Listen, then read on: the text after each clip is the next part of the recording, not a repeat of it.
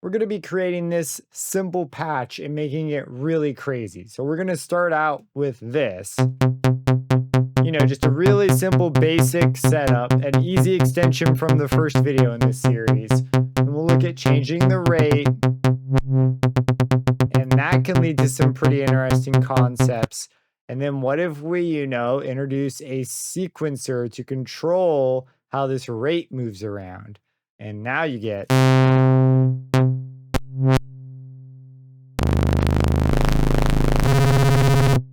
what if we give it some drive?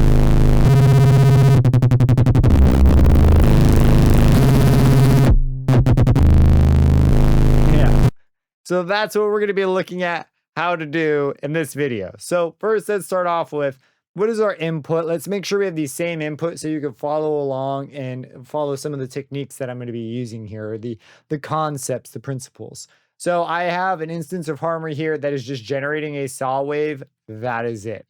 It's just a saw wave. The wave I'm putting in is this note C4. I'm also going to hit init to put us at the initialized preset. So if yours looks different, just hit init so that you can follow along step by step. This is the second video in the Filterverse from the ground up series. So if you're unfamiliar with the filter types, what the poles mean, what drive is, cutoff resonance, all that kind of stuff, go check out that video. We cover what those things are there. In this video, we're going to extend it a little bit by beginning to dive into some of the modulation options. So we are going to turn on the first modulation slot. And if you click on this little drop down area, you get these different options. And one of the things that we would like to do is have a low pass, and it specifically has to be a low pass because we want the low frequencies to be left last. And this is kind of how a kick drum works. If you look at how a kick drum hits, the high frequencies happen when the beater hits the head of the kick drum, and then there's some low frequencies that ring out for longer. We're going to kind of emulate that a little bit with this. You'll find a lot of sounds do this. It's not unique to just kick drums. It's just a good example most people are familiar with. So we would like it to move down automatically. One convenient way to do this is with the sequencer. Now, this sequencer is almost like an LFO. There's a bunch of controls in here. There are a few that really just matter to us. The first one that matters is right now, this sequencer will move up and down around a center value with the way this has been set up. So if we grab this little 3 lines here and we add some modulation, it's going to move around this center value. You see how it goes up and down? We don't want this. We want the control here. Our ideal behavior is it shows everything and then it pulls back down, like that. So when this reaches a high point, we want it to be high. And when it reaches the bottom, we want it to reach the bottom. So in order to do that, we need to change this to be a unipolar control. So I'm going to click this. And what this does is it changes where 0 is at. So now 0 is at the bottom. And if we look at our modulation, we can see it only goes from the bottom up. So what we want to do is when this is high, we want this to be high. And when this is low, we want this to be low. So we want to positively correlate them. You see how it matches it? And I always go through that process out loud because as you get to more and more complex setups, you need to be able to know when you need what kind of modulation, what that modulation is going to do. So now we have the cutoff moving slowly. And I want you to just sort of think, what will this sound like on the saw wave? So if we bypass this really quick, and by the way, this probably isn't the best way to bypass. There's a power button over here. If we bypass this and listen to the saw wave, that is our input. And now just imagine what this will sound like, and then let's see if you got it. That's what it sounds like, right? Now we want this to happen quicker. This setup here is kind of interesting in that it has a shape.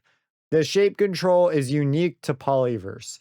And what this means is you see how there are a series of steps. What these steps do and how they interact with creating a curve is controlled by this shape. So if I bring this shape up, we can see it begin to change. So we're going to want a shape somewhere around C and D. If you go D, it starts getting a little exponential, which is kind of cool. And we can go ahead and draw a shape in. In fact, we might have some curves. Why not? And if we give this a listen, just sort of imagine what might this sound like. See if you could predict it in your mind, because you want to be able to grab things and sort of have an intention when you grab them. So it's important to do this little sort of step. Okay, so let's go ahead and hear it. That's the sound. Pretty interesting sound. I'm going to go ahead and make mine a little bit higher throughout. You might have it just on all the time. It's totally up to you. Now we have these different shapes. This could be a fun control to mess with, right? There'll be more sustain if we let it ring out and not go down as sharply. And as we bring it to this more exponential, they'll begin to become much more like really, really sharp. Versus. And if we move this up, it's going to start pushing the filter up, right? Because it's controlled by modulation. So if we bring this up, it doesn't go down as far. So this is an interesting control to potentially mess with, automate, stuff like that. The control we're going to be mostly interested in for now is this rate control. So this controls how fast it moves through here. So if we change it to a rate of 2, it'll take longer to go through. And as you go smaller and smaller, it goes through faster and faster. So if we have a rate of 2, there's a rate of 3. And you'll notice that if you bring the rate down, the modulation actually goes backwards for a little bit. So this leads to some very interesting behaviors. It's like it's trying to catch up to where it is.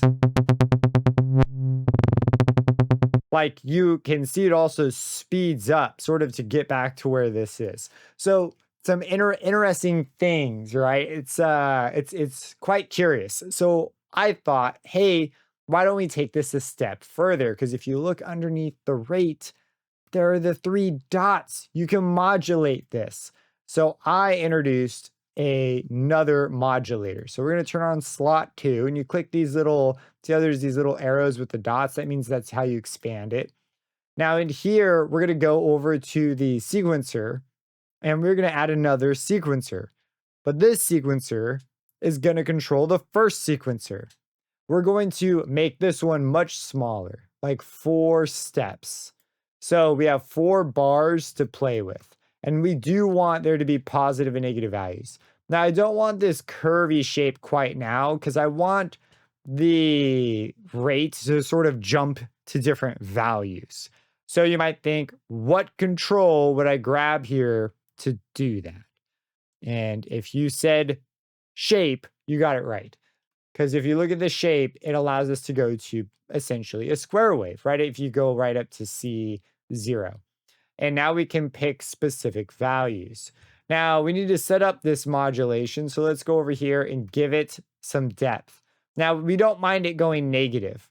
This is going to control whether or not the rate slows down and whether or not it speeds up. So if we go ahead and make this positive, it'll move it positively, so that when this sequence goes to a higher value, it will be moving faster. And if it goes to a lower value, it'll be moving slower. If you were to make it negative, it would do the opposite, and that can be confusing. So again, always just say it out loud, say it in your mind, do something so that you're really confident in the behavior we expect.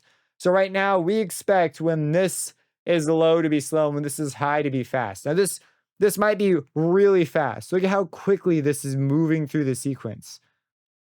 This might be super fast, like audio rate levels of fast, depending on the amount of depth you give it. So if you give it a large depth, it'll be allowed to move it a lot more. So let's go ahead and hear the value that we have right now based on how it looks. Try to guess kind of how it'll sound. Let's hear it.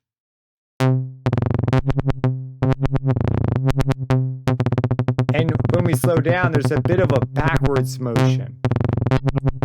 And this is a pretty small depth. And this is something that, you know, I knew it was going to be kind of crazy. Partially because I'd just been experimenting with it so much. But you know, there's a bit of an expectation I have when I'm touching these things, and that's what I want you to sort of, I'm pointing it out so that you start to notice the same things I notice. Now, when we come over here to the sequencer, we can make it more or less extreme because this value that we set with the modulation depth is sort of the most crazy it's allowed to be, right? If we set it at its highest value, that's the craziest it can be. And if we hear that, like that's the craziest it'll ever get. And if we make these littler values that are around 0, you know, this is going to be a more reined in result. Like it's so reined in, it doesn't even go backwards ever. We need to give it a little bit more.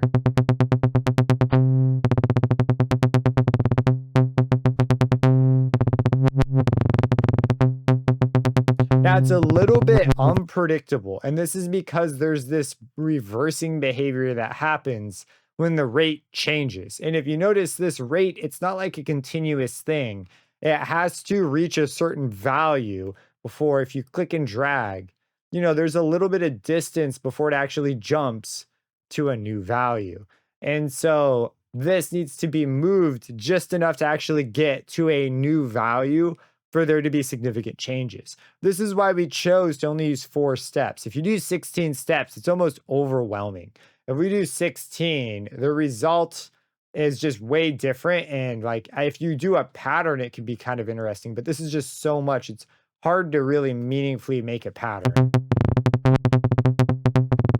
You see,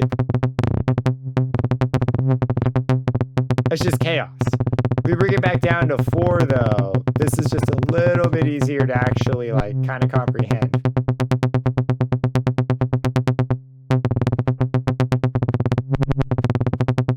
Now, what we could do to make this even more interesting is like make the modulation depth a little bit bigger. So when you make the modulation depth bigger, we're going to start hearing this so fast that it actually begins to rewrite how the waveform actually looks. It's going to introduce harmonics and become a sound unto itself. Let's go crazy. Let's make it maximum. So if we make it as deep as it can go, the biggest value we're allowed to have, even little values are going to be crazy. Now it's got to still move, but these moves are now way more severe. If you listen, this will be more like tones instead of like filter moves.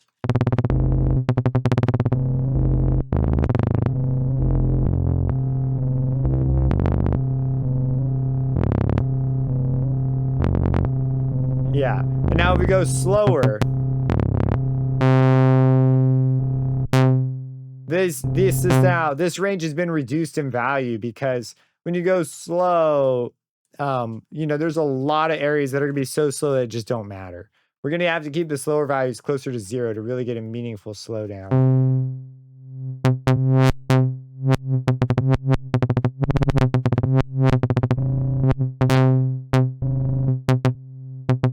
So we might have these 2 beat tones and take advantage of that little backwards motion occasionally.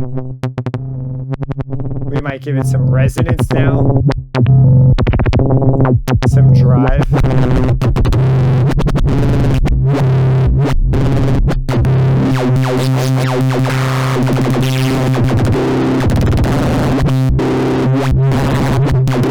And you can go hunting for tones. Because this is moving faster than 20 hertz, it creates a type of modulation, and that modulation creates a tone, and wherever you set this threshold is going to greatly affect that tone.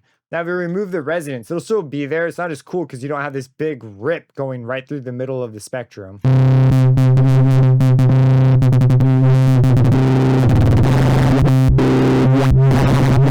And the different filters can sound quite different.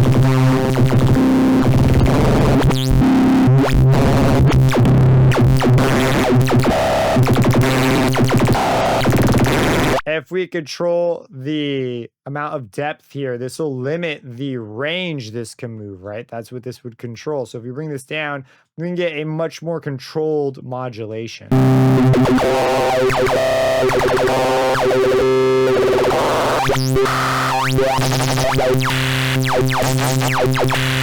Yeah. And that's the patch. That's the idea. It's a really simple extension, but you can see sort of how wild this can get. And as you begin to, write out a sequence, maybe get a kick drum down, you can create these really wacky sounding sequences, these glitchy or distorted or really cool driving sequences. And right now we've only been putting in a simple saw wave. That's been our input this whole time.